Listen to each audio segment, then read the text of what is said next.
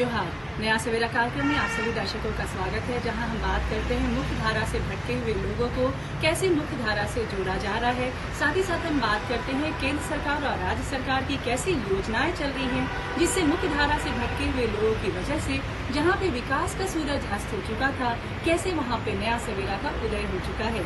दर्शकों, आज के अंक में हम चल रहे हैं चैनपुर गुमला जिला का हिस्सा है। वहाँ पे हम चल के देखेंगे एक कर्मठ महिला की कहानी। कर्मठ महिला का नाम है रीता बेग, जो आज की तारीख में शॉल बुनकर दुकान चलाकर आर्थिक रूप से मजबूत हो रही है। साथ ही साथ लोगों को प्रेरणा दे रही है कि घर की चारदीवारी से बाहर निकलकर कैसे अपनी पहचान बना सकते हैं और अपने जीवन में नया सवेरा का उदय कर सकते हैं। गुमला जिले की गिनती कभी अति नक्सल प्रभावित क्षेत्रों में होती थी। ग्रामीणों के पास कृषि योग्य जमीन तो थी, लेकिन खेती करने के लिए न तो उनके पास पैसे थे, न ही अच्छी जानकारी। चैनपुर प्रखंड के लोग मूलभूत सुविधाओं से भी वंचित थे। लेकिन अब स्थिति बहुत बदल चुकी है। सबसे बड़ी बात यह थी कि लोगों के लिए रोजगार का सृजन किया गया। इसके लिए महिला समूह बनाकर महिलाओं को जोड़ने का कारगर प्रयास हुआ, जो काफ़ी सफल है। इन महिला समूहों द्वारा चैनपुर की महिलाओं को आत्मनिर्भर बनाने की दिशा में प्रयास किया जा रहा है। ऐसी ही एक महिला है रीता बेग, जो बुनाई का काम कर अपनी आजीविका चला रही हैं। जोहार दर्शकों, कार्यक्रम नया सवेरा के इस नए अंक में मैं सागर आपका एक बार फिर से स्वागत करता हूं। दर्शकों, आज हम पहुंचे हैं चैनपुर गुमला। जैसा कि हम जानते हैं, चैनपुर एक नक्सल प्रभावित क्षेत्र हुआ करता था, पर आज सरकार और प्रशासन की मदद के द्वारा यहां विकास कार्य संपन्न हो पा रहे हैं। दर्शकों, इसी क्रम में आज हम मिलने जा रहे हैं रीता बेग जी से, जो पलायन की राह को छोड़कर साल बुनकर दुकान चलाकर और महिला समूह से जुड़कर अपने आप को आत्मनिर्भर कर रही हैं। आइए हम उनसे बातचीत करते हैं। हम लोग टोंगों में महिला स्वयं सहायता समूह से जुड़े हुए थे और उसी में से हम लोग शॉल बनाने के लिए सीखे हैं। कितना दिन का ट्रेनिंग था साल बनाने का? साल बनाने का ट्रेनिंग उसे 6 महीना कराता है, लेकिन हम लोग 3 महीना में ही सीख चुके हैं। रुचि ऊपर निर्भर है। महिला समूह से जुड़े हुए थे। महिला समूह के द्वारा क्या क्या आपको लाभ मिला? यहाँ का मशीन लाने में क्या क्या जो महिला समूह से हम लोग को ही शॉल बनाने में फ़ायदा हुआ और कुछ सहायता मिला, पैसा वैसा। हाँ, पूंजी के लिए वो ग्रुप में 15,000 मिला था, उसका हम लोग बटा लिए। और उससे फिर मशीन खरीदे और यही समय पूंजी उंजी लगा। तो क्या क्या चीज़ बनाते हैं मशीन से? हम लोग यही शॉल भर बनाते हैं। कितना शॉल बना लेते हैं दीदी? जैसे 10 दिन 15 दिन महीना भर में कितना शॉल बना? वैसे डेली सुबह 7 बजे बैठने से दिन भर में 1 ठो बनता है। दिन भर में एक दिन में 1 शॉल बना लेते हैं। इसी में लगे रहने से। और मेरा 2 ठो काम हो जाता है, इसलिए नहीं सकते हैं अभी। और क्या करते हैं शॉल बनाने के साथ? शॉल बनाने के साथ में शॉल बना के वही बेचते हैं उसको। रीता बेग ग्रामीणों के बीच प्रेरणा की स्रोत भी बन रही हैं। रीता बेग गांव की हालत से वाकिफ थी, लेकिन उन्होंने हिम्मत नहीं हारी। कहते हैं कि डूबते को तिनके के सहारे की जरूरत होती है। इसे चरितार्थ किया रीता बेग ने। इसका मार्केट जैसे कि कहाँ ले जाते हैं बेचने के लिए शॉल? पहले गुमला एराउज में बेच रहे थे, अभी भी बेचते हैं, लेकिन अभी घर में बिक्री होता है। शॉल बनाने के लिए आप जो बाजार में जाते हैं बेचने के लिए, एक शॉल कितना में बेचते हैं दीदी? 750 में बेचते हैं 1 शॉल। अभी जबकि गर्मी का मौसम है, अभी तो शॉल की खपत कम हो गई है, तो अभी का बाजार और ठंडे का बाजार में कितना अंतर रहता है? अभी बिक्री नहीं होता है, गर्मी है इसलिए। बना के उसे रखे रहते हैं, दिसंबर में बेचते हैं। जब शॉल का जब सीजन आता है तो महीना कितना कमा लेती हैं आप? महीना उसे कितना बताएंगे, उससे 7-8 हज़ार कमा लेते हैं। अच्छा दीदी, आपके मन में ऐसा क्या आया कि हमको सीखना चाहिए, कुछ काम करना चाहिए, ऐसा क्या जरूरत पड़ा? पहले हम टोंगों में दूसरा काम कर रहे थे, फादरों का कपड़ा बना रहे थे। उसको छोड़ के अभी हम इसको करना शुरू किए। हमको इसमें ज़्यादा फ़ायदा दिखा। हाँ, जब एक दिन में हम 750 का शॉल बेचेंगे तो एक सप्ताह में कितना हम बेचेंगे, बोल के हम इसको करना शुरू किए। ऐसे प्रयासों से गांव में लोगों को रोजगार मिलने लगा और सशक्त बनने के लिए महिला समूह आगे बढ़कर आई। महिला समूह के साथ मिलकर रीता बेग ने शाल बनाने का काम शुरू किया। धागा हम लोग 3.5 kg कच्चा धागा मंगाते हैं। इसको हम लोग इसमें 100 पीस करके भरते हैं। 100 पीस भर के हम लोग टोंगों में एक मशीन है, उसमें सेट करते हैं और उसमें 3-4 महिला लगे रहते हैं। दिन भर लगता है। एक जेंट्स का भी ज़रूरत होता है उसको उतारने में। फिर ला के इसमें फिट करते हैं, फिर वो धागा को उसमें फिर डालते हैं, फिर बनाना शुरू करते हैं। और ऊन भी गुमला से लाते हैं, ये कच्चा धागा भी गुमला से लाते हैं। गुमला में आपको धागा उपलब्ध हो जाता है? हाँ, हो जाता है। और आपके साथ साथ कितनी महिलाएं लगती हैं? पहले तो 18 महिला थी, अभी तो आँख सब नहीं दिखता है इसलिए कम कर दी महिला लोग। अभी ज़्यादा नहीं है, वैसे 8-9 जन हैं। हम उन लोग को यही संदेश देना चाहते हैं कि हर महिला को इस काम को करना चाहिए। इस काम को करने से हाथ में पैसा नहीं घटेगा और इधर उधर से पैसा खोजना नहीं पड़ेगा। कहे कि हमको खुद पता चलता है कि हाथ में पैसा रहने से कैसे काम होता है उसको। खुद मेरा पति नौकरी करता है, लेकिन हम बैंक का पैसा को ज़्यादा नहीं निकालते हैं, इसी से हम ज़्यादा खर्चा करते हैं। आपके पति क्या चीज़ में हैं? BSF में है। BSF के जवान हैं, देश की सेवा करते हैं। देश की सेवा करते हैं। तो छुट्टियों में बहुत कम आते हैं? हाँ, छुट्टी भी कम आते हैं। मेरे 3 बेटियां हैं, 2 बाहर रहती है, एक घर में रहती है और मैं बाहर BSF में काम करता हूं। और मेरी फैमिली यहाँ घर द्वार देखती है, कपड़ा बनाती है, दुकान चलाती है। आप देश की सेवा में करते हैं, बाहर रहते होंगे हमेशा BSF में जॉब करते हैं? मैं तो हमेशा ही बाहर ही रहता हूँ। मुश्किल से 2 महीने के लिए आता हूँ, उसके बाद उसको सहयोग करता हूँ। जब आप घर से बाहर रहते हैं तो घर की भी चिंता रहती होगी, लेकिन आपकी पत्नी साल बुनने के साथ साथ राशन दुकान भी चलाती है, घर परिवार भी चलाती है, तो आपको कैसा लगता है और आपको किस प्रकार का फख्र महसूस होता है अपने पत्नी पर? मेरे को तो मेरे फैमिली पर गर्व आती है कि क्योंकि बच्चों को भी देख रही है, कपड़ा भी बनाती है, दुकान भी चला रही है और घर भी चला रही है, इसलिए मेरे उसके ऊपर गर्व है। गुमला जो जिला है बहुत पिछड़ा इलाका कहलाता है, लेकिन आपकी पत्नी घर से बाहर जाके ट्रेनिंग लेके, प्रशिक्षण लेके महिला समूह के द्वारा साल बुनने का काम की, फिर अब साल बुन के फिर उसे बाज़ार में जाके बेचने लगती है। तो एक समय महिलाएं घर से बाहर नहीं निकलती थी, तो आपने उन्हें किस प्रकार का अधिकार दिया, छूट दिया कि आप जाइए घर से बाहर निकलिए, रोजगार कीजिए? मैं तो उसको पूरा छूट दे दिया हूँ कि आप जैसे काम करती है, आप अपना सामान लेके बिक्री करो, सामान लेके आओ और उसको बिक्री करके आगे बढ़ो, ये सब बोलते रहता। कभी ऐसा भी रहा होगा भैया कि आपके पास कुछ पैसे की कमी हुई हो या कभी कुछ ऐसी हो, तो आपकी पत्नी आपको कितना सहयोग करती है? मेरा तो पहले इतना बहुत गरीब था मैं, अभी BSF में जाके अभी थोड़ा बहुत कुछ कर रहा हूँ और मेरी फैमिली फालतू खर्चा नहीं करती है। जो खर्चा चलता है बच्चों के लिए होता है वही खर्चा करते हैं, फालतू खर्चा नहीं करते हैं। आप एक समय देखे हैं, एक गरीबी का समय देखे हैं, उस समय और अब का समय कितना आपको अलग दिखता है? पहले गरीबी का समय और अभी का समय में बहुत आकाश पाताल का फर्क है। पहले हमारे को खाने के लिए नहीं मिलता था, अभी हमारे पास खाने पीने के लिए, कपड़ा लत्ता सब कुछ हमारे लिए अवेलेबल है। धीरे धीरे वह शाल बुनकर अपने गांव में ही दुकान खोलकर उसे बेचने लगी। इससे उन्हें अच्छी खासी आमदनी हो जाती है। उन्हें बाहर से भी ऑर्डर मिल जाते हैं। शाल बुनकर वह न सिर्फ अपना और अपने परिवार का भरण पोषण कर रही हैं। इन लोग को सहयोग करता हूँ, कपड़ा बनाने के लिए उसका धागा लपेटना रहता है तो धागा लपेट देता हूँ, और दुकान का सामान घट जाता है तो दुकान में जाके दुकान का सामान भी ला देता हूँ, और घर का भी काम थोड़ा बहुत कर ही लेता हूँ। सहयोग रहता है, जब भी आते हैं तब इसको भर देते हैं धागा को 100 पीस। जब आते हैं छुट्टी तय बर्बाद करते हैं, फिर उताना करके ही जाते हैं ताकि हम इसके अनुपस्थिति में हम धागा भर के हम बना सकते हैं। आपके बाल बच्चे कितने हैं?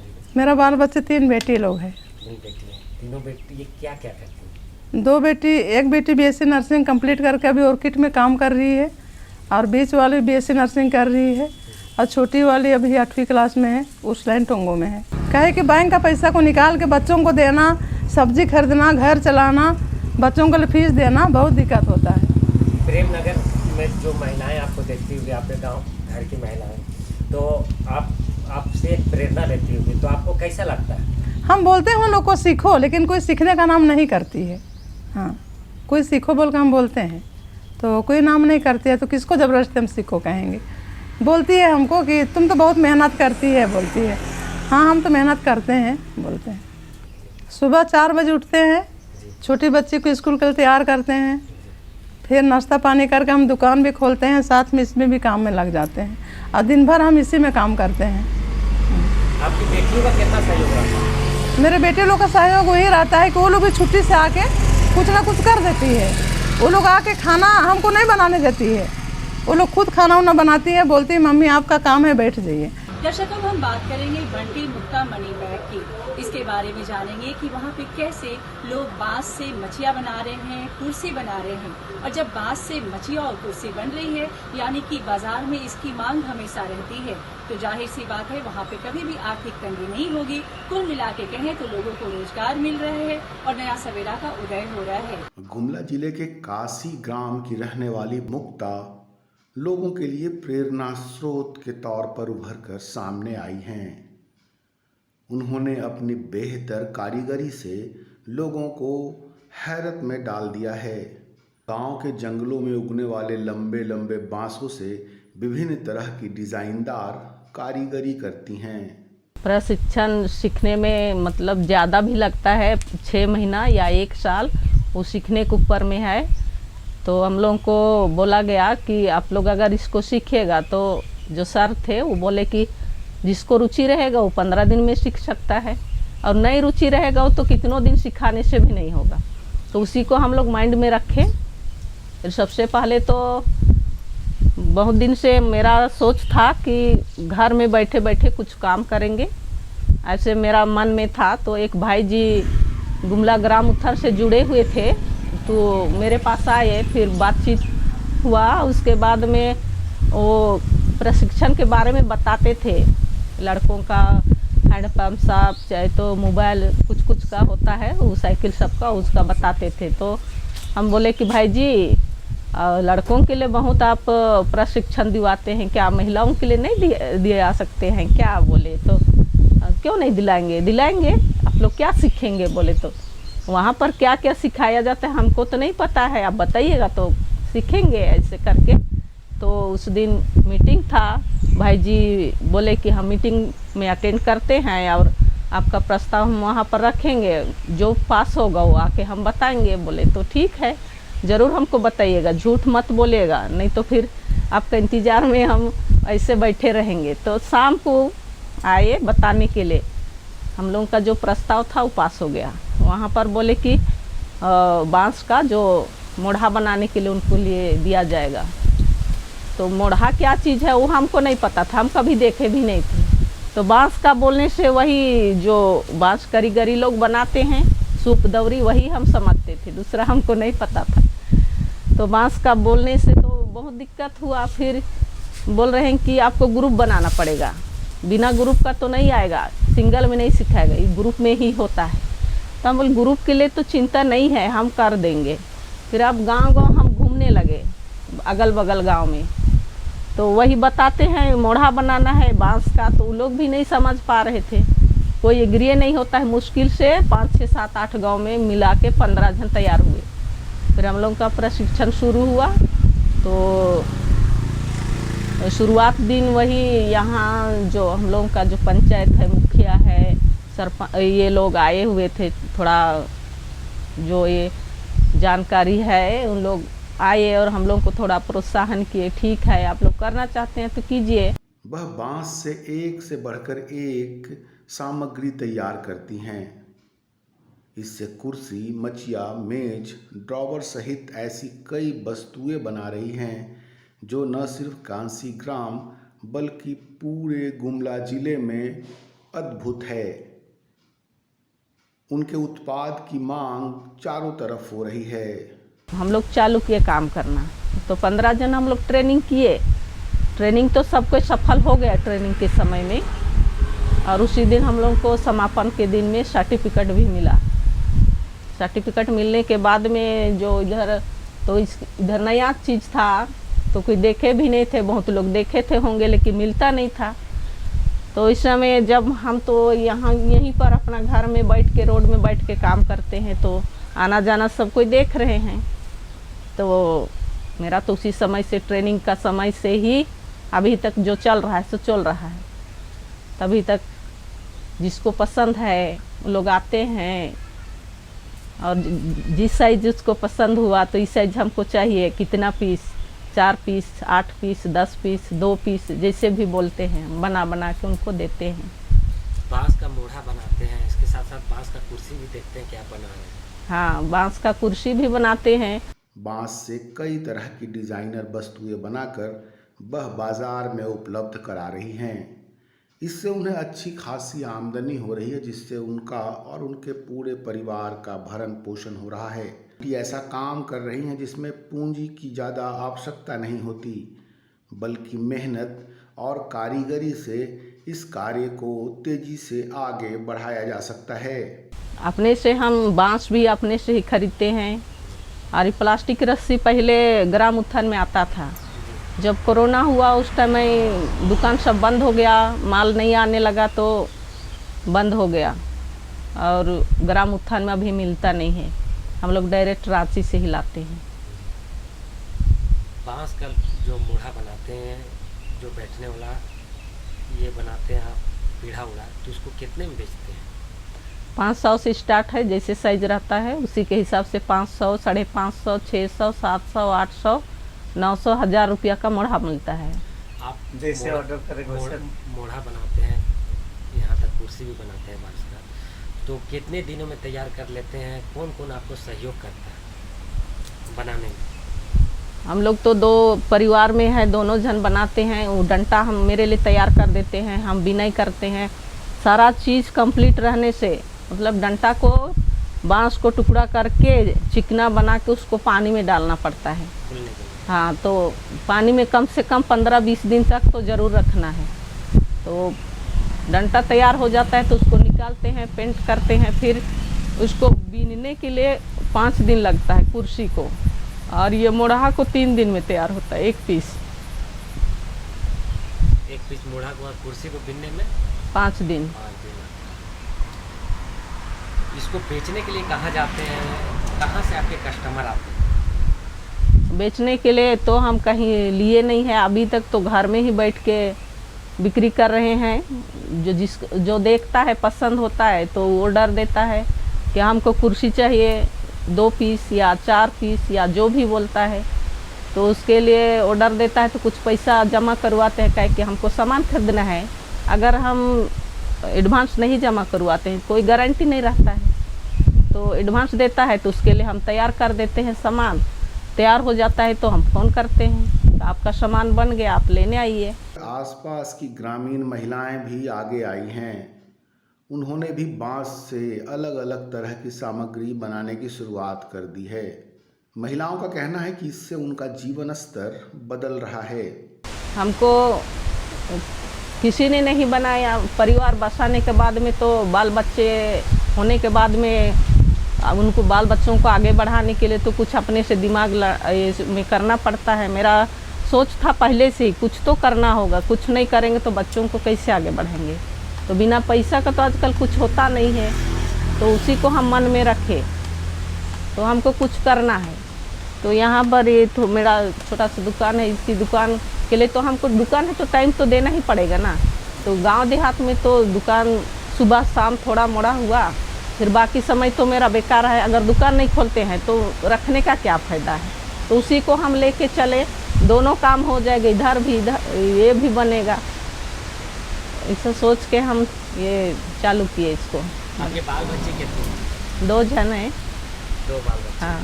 पढ़ाई लिखाई हो रही है? हाँ, पढ़ाई हो रही है, और बड़ा लड़का कुछ तैयारी में है, और छोटा अभी पढ़ाई कर ही रहा है। ये गांव ऐसे थे जहां पर रोजगार का कोई संसाधन उपलब्ध नहीं था। नक्सलियों के प्रभाव के कारण यहाँ डर और भय का साम्राज्य था।